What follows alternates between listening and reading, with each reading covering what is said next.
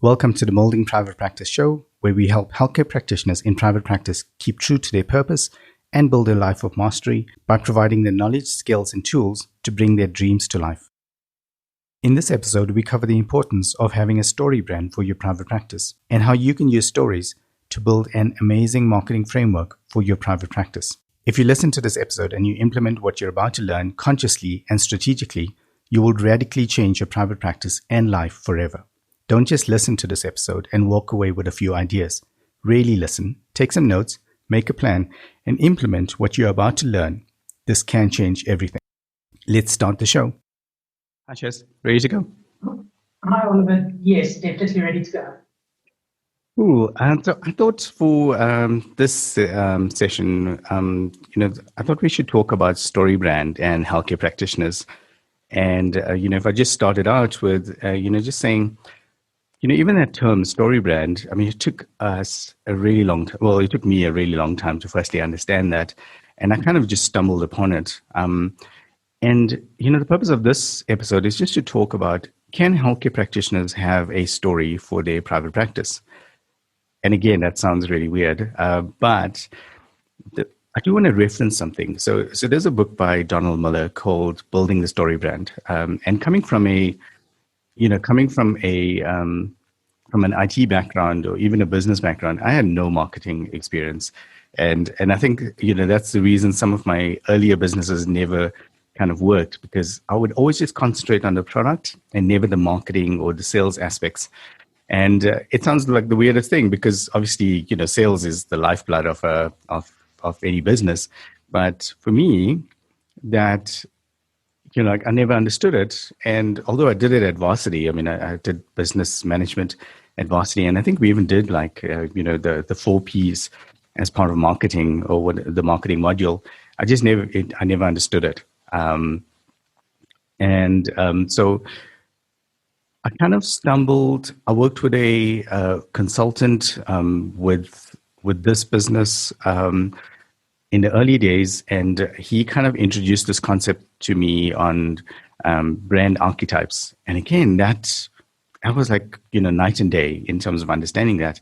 And for the first time, I kind of understood, why is it that BMW markets in a certain way, and why does Volvo market in a certain way? And it was like a light switch kind of moment. But then I discovered this book, and for me, that was the next almost monumental shift in terms of how do you approach marketing and how do you approach business. And it became almost a de facto way that we communicate right now. And at any given point, we know exactly the story we're trying to we're telling people, or we're telling the team. And so has that been your experience as well? Have you found anything similar to that? Look, I must admit, since we started implementing the story brand concept, it's definitely helped when you have the conversations. It's definitely helped with team dynamic, because you're not just selling a product, you're actually selling the story behind the product. Now, I know that sounds strange, but when I say the story behind the product, the biggest thing with the story brand is why. It goes back to what we said with Simon Sinek. Why are you doing what you're doing? And using that, if everybody's on the same page, if you know that you are helping kids with, developmental delays, you know why you're doing it. But the story brand helps you to focus on who your clients are, and then how to bring them to you based on the services that you offer. I think it definitely is a wonderful marketing tool, and it's definitely been helpful for clients that we have implemented. Okay, so to start off with, I think we have to explain the framework. The easiest would be everyone goes and reads the book, which I highly recommend, and we'll include the links in the show notes. But I do want to explain a little bit about the framework, and then we can chat through that. So the thing that got me sold on this is, in the book, the author talks about almost every good story follows the story brand framework. So whether you realize this or not, all of the great, things that that you've been watching, or, watching especially, or reading, almost always follows this master framework almost. And when I read through the book, and I could get the framework in my mind, everything kind of resonated. And what they were saying about good books and good movies actually follow this kind of made sense. Because I remember, I mean, like, we took the kids to watch a movie, and I can't remember, but obviously it was an animation movie. And the movie didn't follow that script for some reason. It was very confusing. And when I got out of the movie, I realized instantly why I didn't like the movie was because they didn't follow that framework. And so, if I had to talk about the framework, so in the book, he talks about the hero or the heroine, and that's the main character. I remember when I used to watch these Western type movies with my dad, and we would he would always say, within the first 5 minutes, the main character, that's what he used to call it, the main character always presents themselves, and that's so true. So it's like, who's the main character, who's the hero? And it's important to know that, like, that hero is actually a person. It's not a product. It's and I think that's where almost everyone gets it wrong. It's not the brand. It's not the product. It's not that. It's the person. Right. So who's the hero in the story? The second part to that is the hero has to have a problem. And now, if he doesn't have a problem, then you just skip to the end of the movie, and it's like happily ever after. Like, so, and the reason I'm using that quite tongue in cheek as well is because Disney tells great stories. All of their stories follow this principle, and they learned how to put that magic in terms of storytelling. So if you don't have a problem, then obviously it's in Disney's kind of ending of any movie, it's like happily ever after. But the third part of that is that person, that hero or heroine, always finds a guide. Now, the reason for that is, we have the hero, we have a problem, and if the hero could solve the problem, again, you skip all the way to the end of the movie, and problem sorted. The hero just ties whatever, the story's over, like happily ever after. But it doesn't work like that. If the hero knew how to solve the problem, they would just do it, and it never works like that. So the hero always meets a guide, and this guide is someone that's helped or that's been through something similar. So the best guides are ones that have done it before, are trustworthy, and basically it's someone that the hero kind of aspires to be, or can relate to, and most importantly can trust. And then the guide gives them the plan. It's almost like, you imagine this like ancient scroll, or this treasure map, and it gives them the treasure map. It gives them the guide, or gives them the plan. Sorry, and now the hero knows what she needs to do, or the heroine knows what she needs to do. And then there's a call to action. So now the heroine is like, she knows what she needs to do. She knows she has a problem, but you need that push almost. And normally that's a push in terms of a life event, or something happened to force them. So normally in movies, like someone died, and like they have to take revenge, or they got pushed into a tournament and now they need to survive, or something like that. And then the next element is that the hero takes this plan. They have this call to action. They have to do something, and the guide kind of helps them with avoiding the failure. And then I think at the end, obviously, the last part to this is it ends in success. Unless it's it's one of those movies that has a bad ending, which there's very few of those. But normally there's a good ending, because people want to leave from the cinema like feeling okay. So there's there's good ending, and so everything kind of balances out. So the person figured out what they needed to do. They got the plan. They had someone to help them, and then they solved the problem.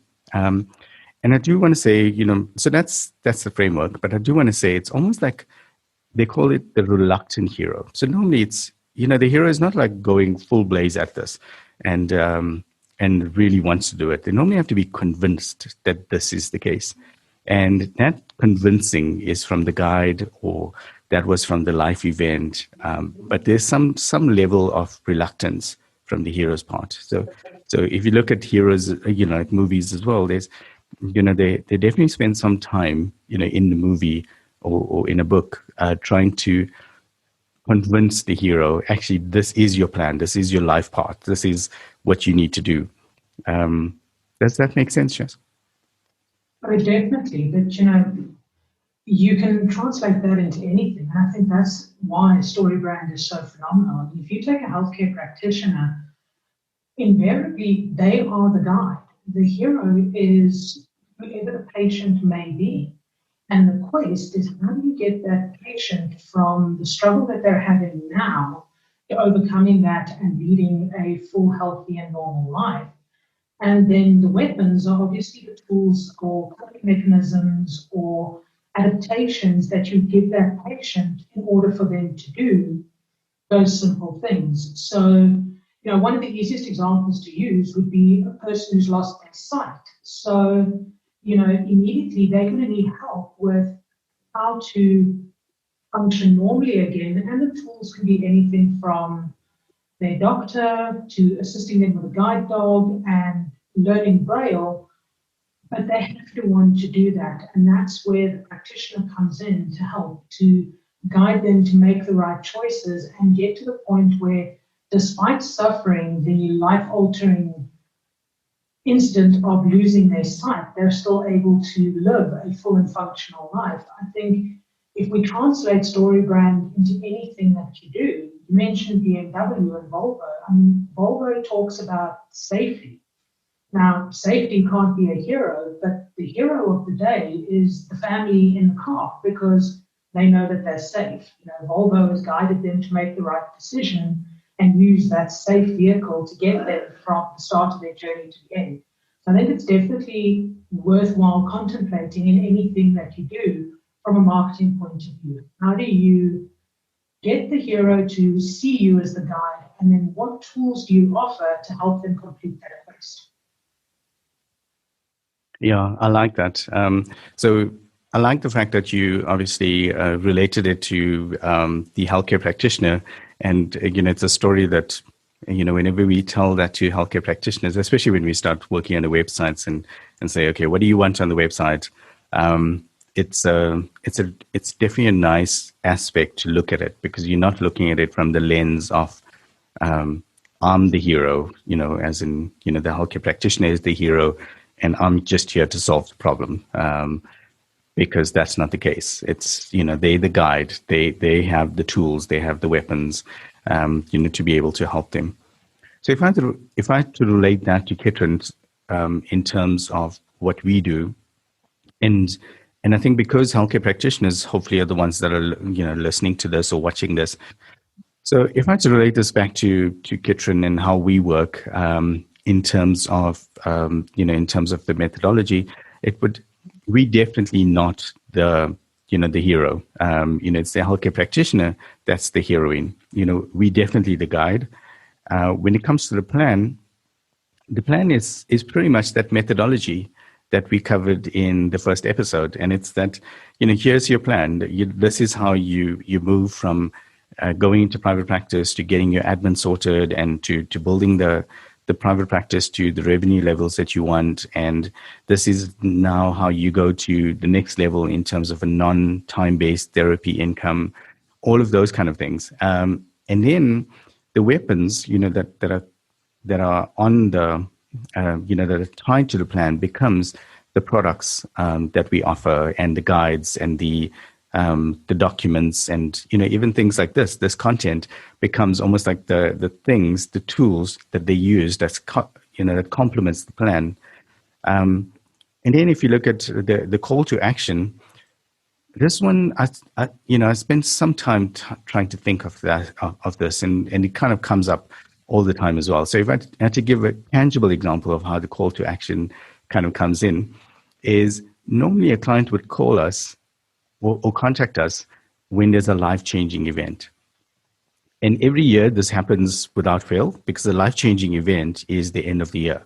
And towards the end of the year, you know, we kind of the busiest because everyone's making their New Year resolutions, and they want to make sure that the next year is never going to be as terrible as this year in terms of time, in terms of not having the private practice that they wanted to have, and all of those things.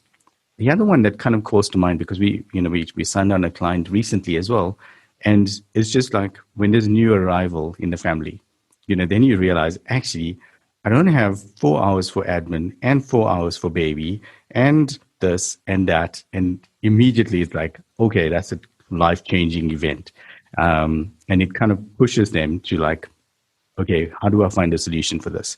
So, that we can kind of relate to. We're still learning a lot about that stuff in terms of, the clients that we deal with. But those seems to be, like very, tangible examples. The other one is top of mind always is marriage. So like, when someone, because most of our clients are women, when they get married, obviously there's other time commitments and, in terms of starting a new life and stuff like that. And they don't really want to spend that same time in terms of just doing what they used to because they don't have that time. And also what we find is actually spouses are a really good source of pushing, the practitioners to actually rethink this. It was the same with me with Ingrid's practice, because when I saw her not sending out invoices for 2 months, it was like, no business does this. Because if you haven't sent out the invoice, how can you expect payment? Because there's no way I'm paying without an invoice. And I'm sure it was, well, I'm not sure. Sorry, I am sure that all of our clients were in the same boat, as in, I didn't get an invoice, so you obviously don't need the money. So, I'll pay you when you send the invoice. And if you took 2 months to send me the invoice, so obviously you're expecting payment in 2 months after that, which is obviously wasn't the reality, but it was the signals that, were being sent out. And then if I look at, in terms of, we covered the weapons, we covered the call to action. In terms of avoiding the failure, it's just by having a team like us and having the products that we offer, and basically that support, that support framework, or that support function, as in, if they are having a problem, because like we said, previously, life's not a static thing; it's constantly changing. This year with UIF and how SARS or the tax authorities work, all of those things were, no one knew that last year. It was kind of constantly changing. But what our clients had was they had someone that they could call to, or send an email or send an instant message to say, this kind of came up, how do I handle that? And I think you do need to have that. And lastly, it's, it ends in success. Now, none of our clients are in that stage from the perspective of, because they're still living out the story. And but it's an important concept, even with us, to as a company and as individual members in the team, to always define what is that success. And by that, I don't mean that, once you've achieved that, you kind of pack up your bags and I'm retired and we're off to the seaside. But it doesn't work like that. It's like you almost need to know when enough is enough, firstly. And then what is going to keep you driven to whatever success measures, you want. Unfortunately, all of our clients are on this journey that, firstly they go through, how do I get the private practice where I'm not spending hours and hours on admin and following up on payments? And then how do I get the private practice to be the revenue I want? And then how do I get the private practice to be non-time based? So they're constantly on that journey, and we constantly that guide to help them. No, definitely. But, if you really wanted to give an example of that, you can actually, like you said earlier, start looking at movies because they follow that framework so beautifully. And as a practitioner, if you can see how you fit into that framework and how you use that to market your practice to potential heroes in this case, then your business should start going through each of those transitions to be able to complete that story. One of my favorite examples of this would be The Lord of the Rings. we all know that Frodo is the hero, but it's actually a really tricky book because Aragorn is also the hero in the movie, and both of them have very clear and distinct guides. Gandalf guides Aragorn to, firstly lead the Fellowship. From leading the Fellowship, he guides him to take up his role as the King of Gondor. But I think the most important guide in The Lord of the Rings would be Sam. I mean, Frodo is given the Ring of Power and told, you need to get this to Rivendell, which for him is, okay, not a problem, and off they head off to Rivendell. But then they realize that they need to destroy this ring. And throughout the book series and the movies, Sam is constantly pushing and helping Frodo to get over the obstacles, to get from Rivendell into the heart of Mordor and ultimately to destroy that ring. And if you translate that into healthcare, if we look at anybody working with pediatrics, the hero in the story is the patient, and the guide is obviously the therapist trying to help that patient get to where they need to get to, where they're able to walk or talk or run or jump. And the journey changes throughout that hero's life, and the guide is constantly there to give them the next tool that they need to advance to the next stage so that they do eventually get to that end phase where they throw the ring into Mount Doom and everything works out. But without that guide, the hero would never make it to Mount Doom. The pediatric child would never learn how to walk or how to tie their shoes or read without the therapeutic guide being the healthcare practitioner. I like that story. And, as you were saying that, I mean, I realized why Lord of the Rings is actually as brilliant as it is because, as you mentioned, there's almost two storylines. And actually, there's more than two now that I think about it, but definitely two in terms of heroes, maybe. But it's so complex that it keeps you riveted in terms of the story. If I had to pick a simpler one, would be the Hunger Games, with Katniss Everdeen.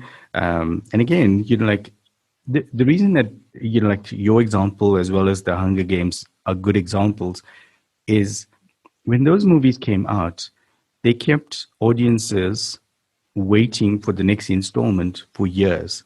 And people still, they didn't lose interest. It's almost like they waited 2 years for the next Lord of the Rings, sequel to come out to see what happened next.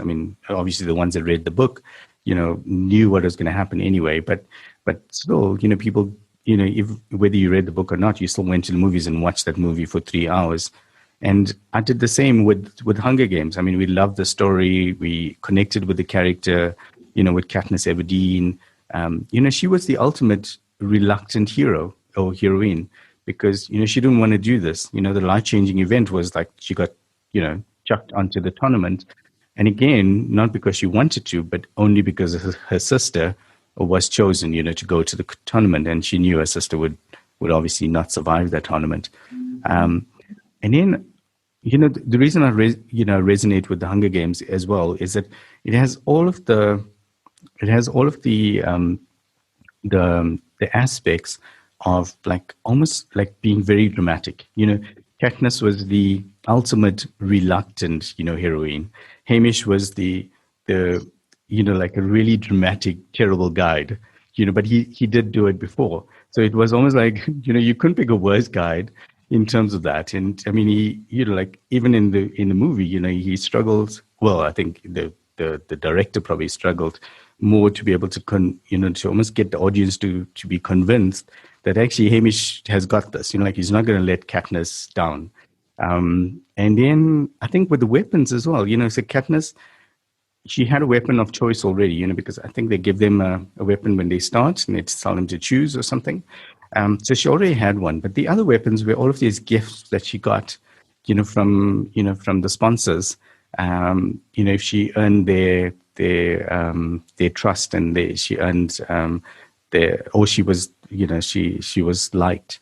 And then it was also the advice that she got from Hamish and, the the other, like the people that she picked up along the way. And obviously the success part is, she wins the tournament and stuff like that. But I thought that was really good because it was very dramatic in terms of how it was done. Obviously a very emotional story and stuff like that. But it was, so when I read, building the story brand and I thought about the Hunger Games, I actually used it in presentations we did in workshops, but I could immediately kind of put that into place. And when we did it at workshops, although we only had 5 minutes to explain the story, or explain why we were talking about Hunger Games in a healthcare practitioner workshop, people automatically just kind of got it. Like they got, oh, okay, yes, I get that part. I get this part. I get that part. So I like that part. And, if I liken it to us, maybe we're not the perfect guide. I mean, like I never profess to be, and as a team, we always say, we're probably not the best fit for everyone, but we are a guide in some form or fashion. And I think from a heroine or a healthcare practitioner in private practice, they are definitely the reluctant heroine because they don't 100% believe in this journey that they're in. They believe in it, like we covered, in the previous episode. They believe in the life purpose part, but I'm not 100% convinced, based on the interactions I've had thus far, that everyone believes that they can actually have the financial part of the private practice that they all kind of deserve and want.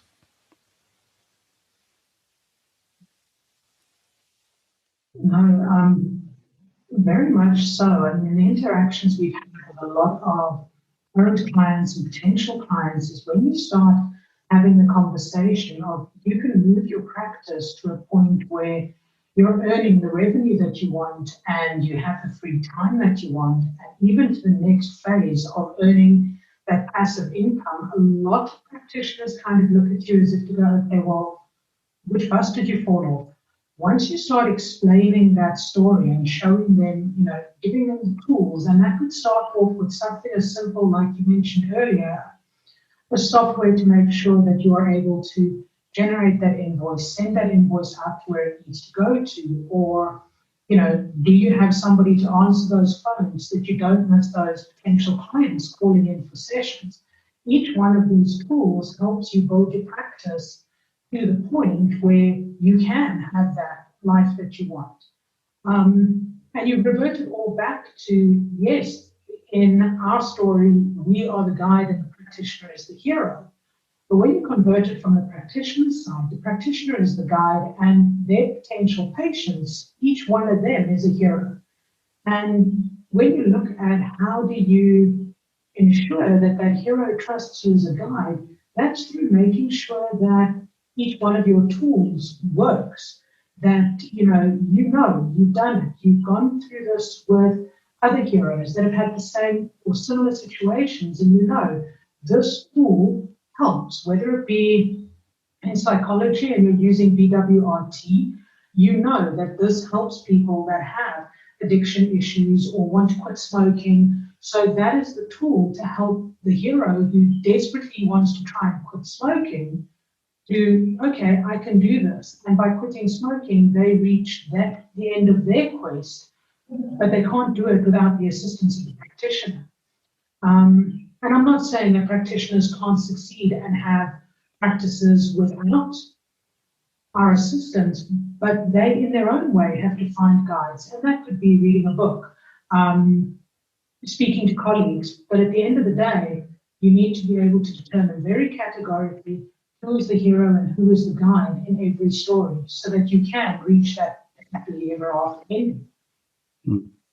I like that. So I mean, I really like this discussion. I think from a from a story point of view, and from a guide point of view, I think if clients understand this concept and know how it relates to their private practices, immediately everything becomes a lot more easier.